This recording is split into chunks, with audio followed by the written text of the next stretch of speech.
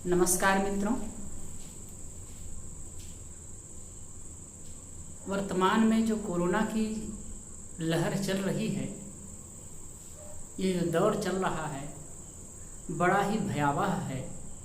और ख़ासकर ये दूसरी लहर में कितनों ने अपने परिजनों को खोया है, कितने बहनों की मांग उजड़ गई, कितने बच्चे अनाथ हो गए, कितने माँ बाप की गोद सुनी हो गई। बहुत सारे लोग मर रहे हैं। अधिकतम तो इसमें डर से, भय से भी मर रहे हैं। और कितने लोग डॉक्टरों की और प्रशासन की लापरवाही से भी मर रहे हैं। यहाँ वहाँ से फोन आता है तो लोग जो बताते हैं स्थिति देख करके दुख लगता है, पर क्या किया जाए, ऐसी परिस्थिति चली है। इससे हम अपनी समझदारी से, संयम से बचा सकते हैं अपने आप को।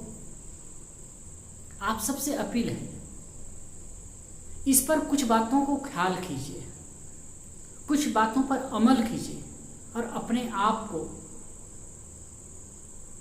इस भयानक वातावरण से बचाइए। कोरोना जैसे सिम्टम्स सब समय होते रहे, लेकिन ये एक दौर है और एक प्रकार से जो श्वास की तकलीफ होने लगती है, इससे लोग परेशान हो रहे हैं। और निश्चित है जिसके जीवन में होता है वो जानते हैं। लेकिन जहां तक मैं समझता हूं कि अधिकतम लोग नकारात्मक सोच की वजह से, भय की वजह से भी मुसीबत में पड़ जाते हैं।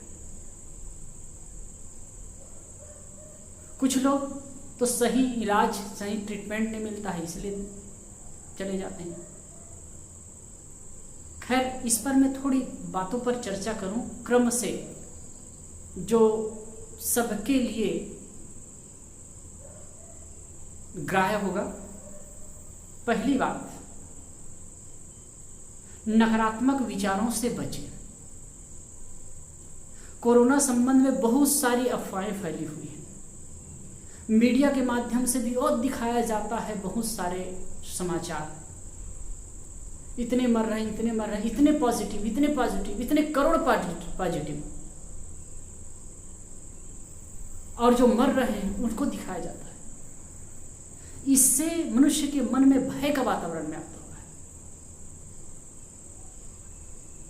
और भय की वजह से हमारी इम्यूनिटी सिस्टम कम हो जाती है, ऑक्सीजन लेवल कम होने लगता है। जब कभी कोई हॉस्पिटल में कोई मरीज जाता है और वहां पर कोई कुछ दूसरे मरीज का शरीर छूट गया, वो कोरोना पॉजिटिव है, कम उम्र का है, तो उसको देख करके ही भय से भयभीत होकर के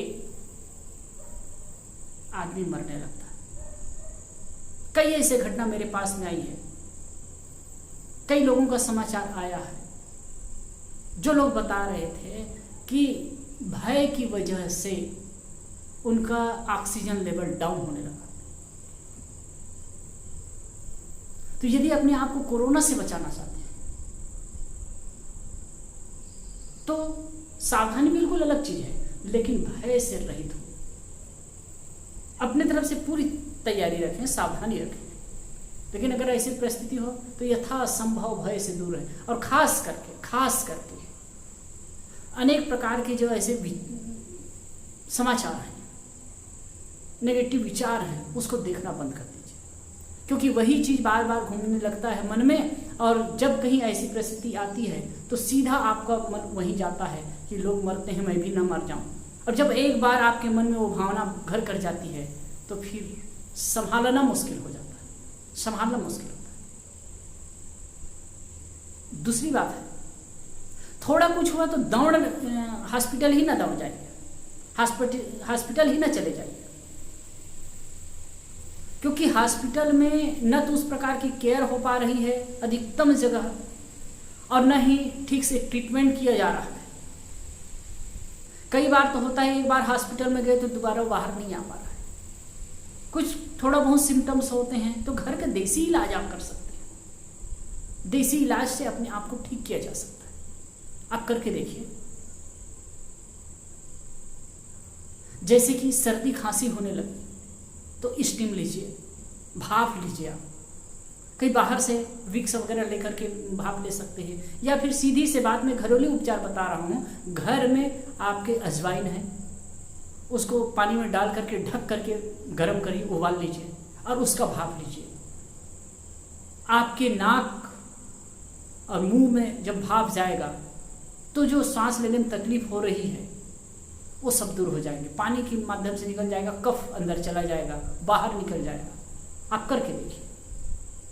शाम के समय, रात के समय हल्दी के साथ, हल्दी गर्म पानी के साथ में लीजिए। यदि गले में कोई इन्फेक्शन जैसे लगता है तो हल्दी और नमक का गरारा कीजिए गर्म पानी के साथ। इससे बहुत कुछ आराम मिलेगा। और खान पान में भी सावधानी चाहिए। खान पान में सावधानी रखिए।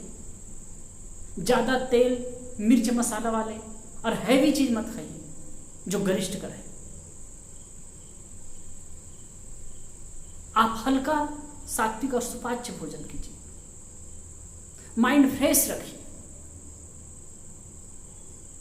हो सके तो कुछ समय ध्यान करिए, योगा करिए, प्राणायाम करिए, कसरत करिए।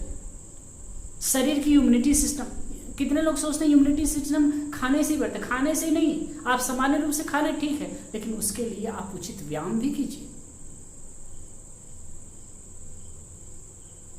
अभी भी देखते हो कि जो मेहनत मजदूरी ज्यादा करते हैं उनको वैसे कुछ नहीं हुआ है। आप शरीर को एक दो बार थकाइए, और खास करके आज वर्तमान की स्थिति में जो प्राणायाम आप करेंगे बहुत बेस्ट होगा। खान पान में शुगर वगैरह बहुत कम लीजिए, ना ले तो अच्छा है, कभी लेना हो तो बहुत थोड़ा बहुत ले लीजिए। खान पान में बहुत सावधानी की आवश्यकता है इस समय। दूसरी बात,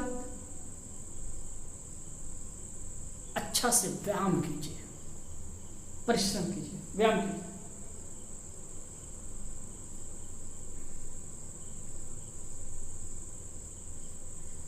व्यायाम करने से आपकी इम्यूनिटी बढ़ेगी। ऐसे हम सामान्य रूप से ऑक्सीजन लेते हैं, श्वास लेते हैं, तो पूरा ऑक्सीजन हमारे फेफड़े पूरा एग्जॉर्ब नहीं करता है। लेकिन हम जोर से जब श्वास लेते हैं, प्राणायाम के साथ करते हैं, तो ऑक्सीजन सभर हमारा शरीर हो जाता है, एकदम स्फूर्ति आ जाती है। भस्त्रिका प्राणायाम करके देखिए। भस्त्रिका प्राणायाम, आप दोनों हाथ ऊपर लेकर के ऐसे सांस लीजिए,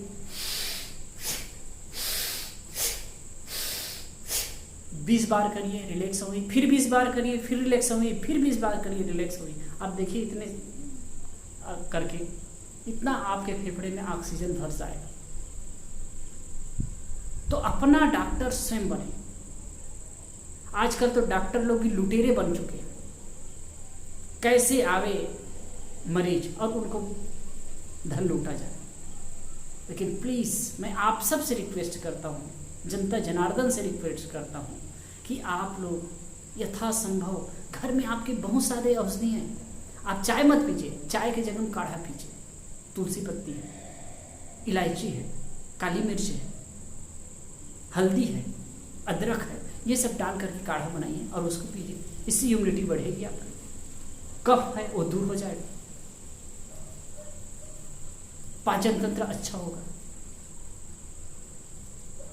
केवल अंग्रेजी दवाई के बल पर ही अपने आप को ठीक रखने की चेष्टा मत कीजिए। एक बात तो ये समझ लीजिए, कोरोना का कोई इलाज नहीं, उसका सिम्टम्स का इलाज कर रहे हैं। वहां भी जाएंगे तो कोई उसके लिए विशेष दवा नहीं दी जाती है।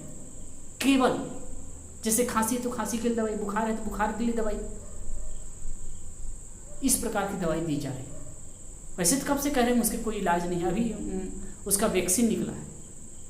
अभी अभी वैक्सीन निकला है, लेकिन फिर बीमारी जो फैली है उसका कोई इलाज नहीं है, उसका परमानेंट कोई इलाज नहीं, सिम्टम्स का इलाज कर रहे हैं। और किसी को जैसे कि सर्दी खांसी हो गई, श्वास की तकलीफ होने लगी, तो फिर आप उल्टा लेट जाइए, पेट पर तकिया रख लीजिए, सिर पर तकिया रखिए और पैर में रखिए। देखिए आपका ऑक्सीजन लेवल ऐसे ही अच्छा होने लगेगा। एकदम जैसे प्रस्तुति हो रही है, भाई आप नहीं सहन कर पा रहे हैं या आपसे नहीं हो पा रहा है, तो आप डॉक्टर से सलाह लिए, उसके पास जाइए। और थोड़े बहुत में जा कर के वहाँ भी भीड़ बढ़ाते हैं, डॉक्टर भी परेशान होते हैं और उल्टा सीधा वो लोग करते हैं। कई जगह ऐसे हॉस्पिटल में, बड़े बड़े हॉस्पिटलों में जाते हैं, वहाँ जो मरीजों की दुर्दशा है हद। पहली बात तो यह है, अपने सेफ्टी का ख्याल रखिए, अनावश्यक रूप से कहीं जाइए मत, सैनिटाइज का प्रयोग करिए, मास्क का प्रयोग करिए, सफाई शुद्धता का ख्याल रखिए, उचित आहार लीजिए, ज़्यादा गरिष्ठ भोजन मत लीजिए, ज़्यादा तेल मिर्च मसाले वाले भोजन मत करिए, व्यायाम कीजिए। ये सब करेंगे ना तो डॉक्टर के पास जाने की आवश्यकता नहीं होगी। ये जो लहर आई है वो सब दूर हो जाएगी। इसलिए आप सबसे अपील है कि अपना ये सब का ख्याल रखें और अपने जीवन को बचाएं। आपका जीवन बहुत बहुमूल्य है, मूल्य वाला है। ऐसा करेंगे आपका जीवन बचेगा, आप परिवार और समाज के लिए एक बहुमूल्य व्यक्ति हैं। आप अपने जीवन की गर्व को बनाए रखने के लिए, बचाए रखने के लिए हर संभव प्रयास करिए। और खास बात, डरिए मत, सावधानी रखिए किंतु डरिए मत, क्योंकि भय से ही आदमी मरते हैं, भय से ही हम बहुत अधिक मर जाते हैं। इसलिए निर्भयता जीवन में लाएं और जीवन को अच्छा बनाएं। नमस्कार।